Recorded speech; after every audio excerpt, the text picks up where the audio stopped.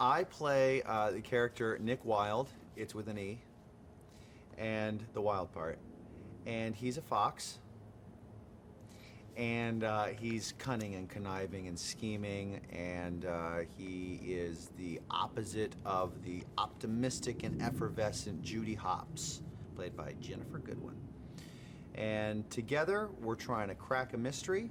We're trying to find a missing otter.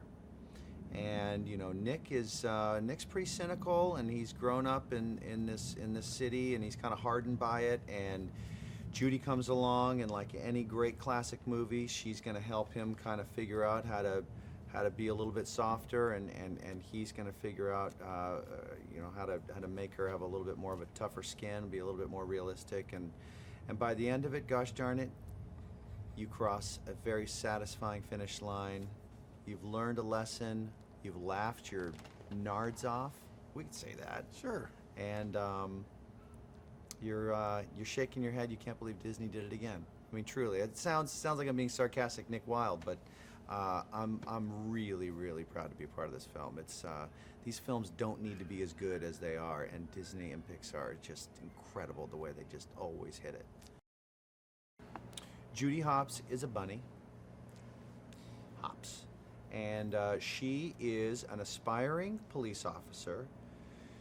My character Nick is not sweet on her. She's law enforcement. That cramps my style because I'm a bit of a cheater. I cut a lot of legal corners, and she kind of gets the goods on me and forces me to help her crack a case.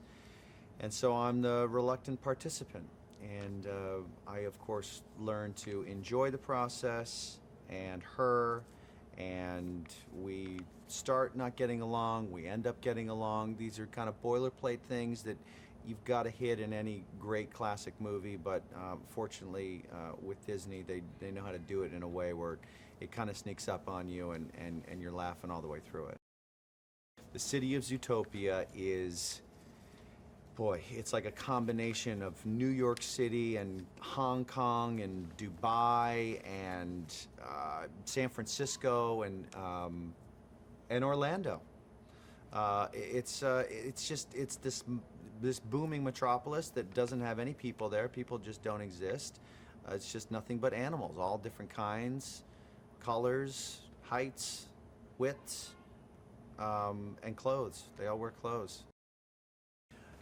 The process of voicing this character was pretty cool. It wasn't a lot of heavy lifting because they spread it out over 3 years, but it was about 20-some sessions of 2 hours each. So I go in there like once every other month, something like that, and you do about 3 or 4 scenes.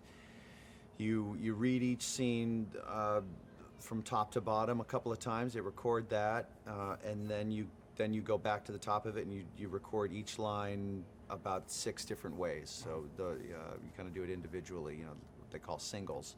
And the director, in this case directors, they kind of tell you what they want it and need it to sound like based on what that scene means in the film, and also what they've already heard the other actor doing. So they're creating something of balance, a bit of a cocktail there that you're obviously completely in the blind on.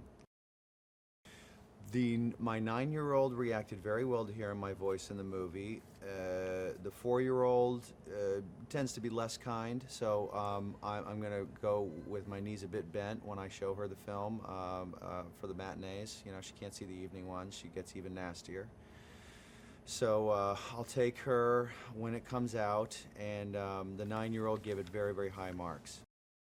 I think Zootopia is a real safe bet to go see because you're going to see a movie at the level that Disney pumps out, which is tip-top. But you're also, you know, you're not going to go, if you're like me, sometimes you go to these animated films knowing you're going to get a nice hour-and-a-half nap.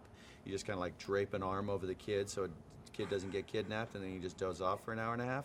This one you're not going to, because there's about 4 or 5 different lanes of sophisticated humor and kind of political stuff too that is like incredible and ends up being incredibly topical, particularly this quarter with all the campaigning stuff going on. They look like the geniuses that they are.